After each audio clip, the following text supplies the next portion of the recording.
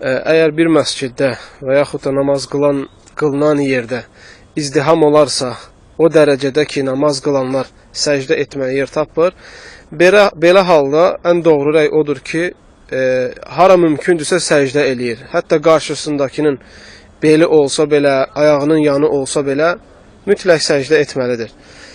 Bu deməli, elm əhlinin iki rəyindən biridir və ən doğrusu da budur.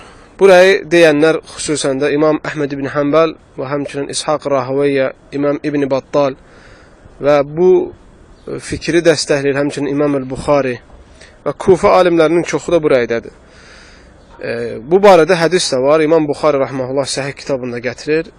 Abdullah ibn Omardan deyir ki, Peyğəmbər sallallahu aleyhi və səlləm səcdə ayəsi olan surə oxudu və səcdə etdi. Və bizlər də Peyğəmbər sallallahu aleyhi və səlləmin yanındaydıq. Səcdə o qədər çox idik ki, yəni səcdə etməyə yer tapmırdıq. Burada hədis tamamlanır. Yəni, izdiham halında nə ediblər deyə xüsusən sahabələr bu hədisdə gəlmir və ona görə də elm əhli ixtilaf eləyib ki, nə etməlisən. Bayaq dediyim alimlər deyir ki, qarşısındakının beli olsa belə səcdə etməlidir.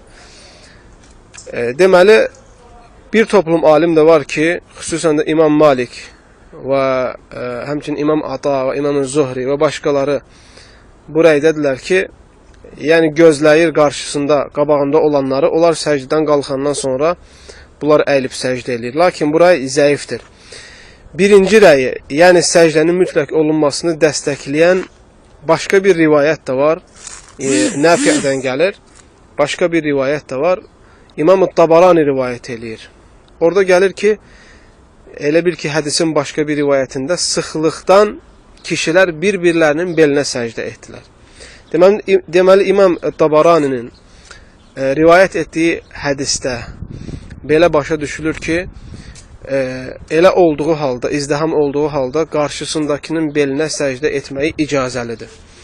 Bu, həm qadınlara aiddir, həm kişilərə. Yəni, qadınlar olan, namaz qılan yerdə, qadınlar topluluğunda izdiham olarsa eyni hökmdür. Kişilər olan bölümdə izdiham olarsa eyni hökmdür. Bu, ən doğru rəydir, iki rəydən olan. Allahu aləm.